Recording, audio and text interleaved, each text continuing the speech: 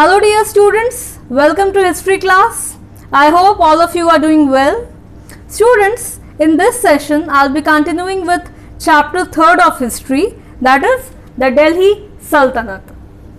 So students, in the previous video I explained you about the Lodi dynasty, and I explained you that Ibrahim Lodi was the last ruler of the Delhi Sultanate who was defeated by Babur. Okay, and with the defeat of Ibrahim Lodi, the Delhi Sultanate came to an end. Now in this video I shall explain you about the Sultanate administration, that how the administration work of the Delhi Sultanate went in a smooth manner, as there were several departments, so how the departments were handled by several people. So first let me tell you about the Sultan. See, Sultan was the most important person of the empire. He was the commander-in-chief and the chief justice, and he was helped by several other ministers. So he was the head of the complete empire. He was the most important person of the kingdom of the empire. So first I told you about Sultan. Now second, so as I told you students that there were several departments, and all the departments were to be handled by different officials. For example, if I talk about the income, expenditure and revenue collection, then the income, expenditure and revenue collection were handled by the Wazir. Please remember the names, that the Wazir handled the income, expenditure and revenue collection department.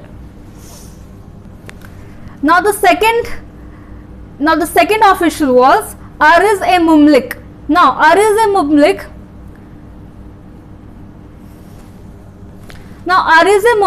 handled the requirements of complaints of the army. So the complaints of the requirements of the complaints of the army, they were taken care by Ariz-e-Mumlik. Then we have Chief Sadr. Now he was the head of matters related to religion. Please remember that the matter related to religion, they were headed by Chief Sadr. Then we have the next official, that is Chief Qazi. Now Chief Qazi was the head of Justice Department. Please remember that Chief Qazi was the head of Justice Department.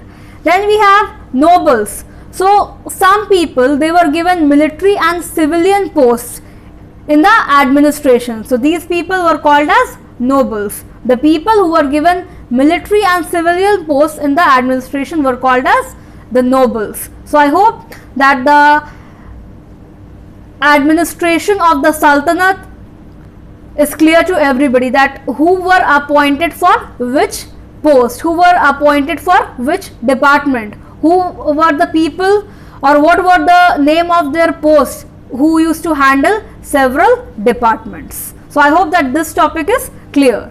Now let me explain you about the division of empire, that how the complete empire was divided in the Delhi Sultanate.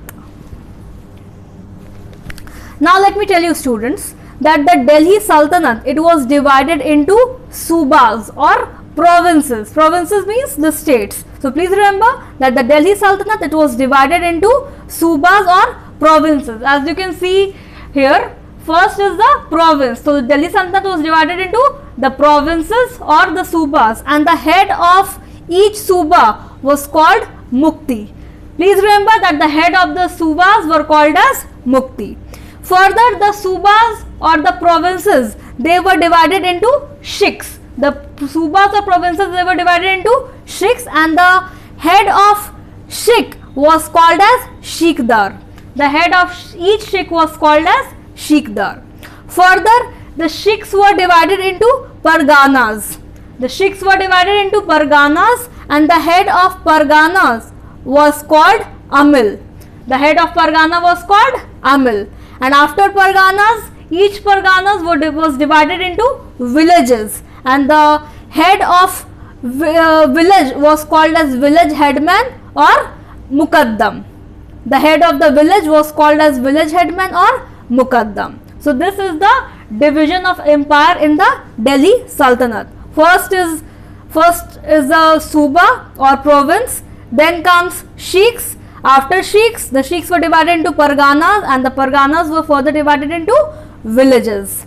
The head of Subas were called as Muktis, the head of Sheikhs were called as Sheikhdar, the head of Parganas were called Amil, and the head of villages were called village headmen or Mukaddam. Okay, so I hope that the division of empire in the Delhi Sultanate is clear to everybody. One more point, students, that the accountant in the Delhi Sultanate was called Patwari, and the landowners were called as Khoots. The accountant was called Patwari and the landowners were called Khoots. Okay. Now students, let me come to the next topic, that is the ICTA system. I have already told you about ICTA. What do you understand by ICTA? ICTA means the land grants. ICTAs are the land grants given to the nobles in lieu of the salary. So they were not given salary, rather they were given land grants. So several Delhi sultans appointed military commanders as governors of territories, and these military commanders were called Iqtadars. Okay, these military commanders were called as Iqtadars, and the land they controlled were called Iqtas. The land that were controlled was called Iqta, and the people who controlled these lands were called Iqtadars. Now I'll tell you about the work of Iqtadars, what work they had to do, what were the responsibility in their shoulders. So first of all, they collected revenue from their state. That revenue became their salary. So they were not given salary from the king, from the sultan, and in spite of the salary they were given land, and they collected revenue from their estate, and that revenue became their salary. Second, they also had to maintain law and order in their Iqtas, that means in their land, wherever their land was, they had to maintain law and order in a proper manner. And let me tell you, these Iqtadars, they also had to maintain a small army and assist the king in military campaigns. So their work was not only confined to collection of revenue, rather they had to maintain a small army so that they could assist the sultan in military campaigns. And these Iqtadars, they were regularly transferred from one Iqta to another, and the sultan, the king kept a strict check on them. And if I talk about Alauddin Khilji, then Alauddin Khilji imposed several heavy responsibilities on them, and he kept them strictly under control. So this was all about the Iqta system. Now students, let me come to the last topic of this chapter, and the last topic is feudalism. Now what is feudalism? See, feudalism is a set of legal and military customs in Europe. So when all this was going on in India, that means several dynasties were several dynasties were established in India, then during this time only feudalism was almost established in Europe. So this is a custom of Europe, and in this the society was divided into three classes. The first class was the priests, the second class was the warriors, and the third class was the farmers. Now if I talk about the priests, then the priests were at the top, and they were at the top who were spiritual leaders of the society. The priests were considered as the spiritual leaders of the society. Second was the warriors.